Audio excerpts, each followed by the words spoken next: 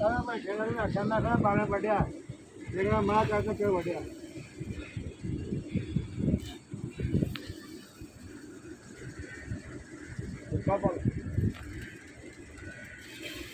यार ये हाजी वाले बंदे जेड़े कुछ ज़्यादा ही नहीं अगे अगे टुरे रहिंदे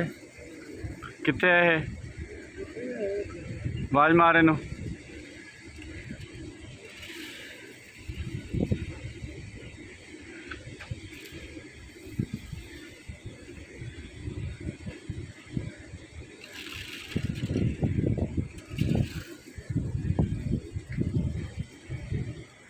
हेलो मैं गलाम से उस्ताद जी बेटी कितने है गलाम नहीं मिट्टी है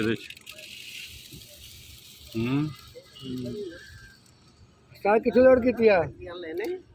कितने लोड की है ये करके आए हैं जी जतोई चो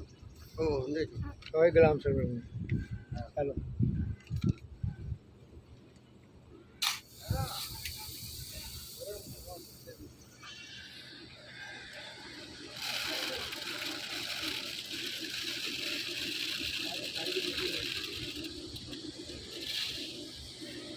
मेरी मिट्टी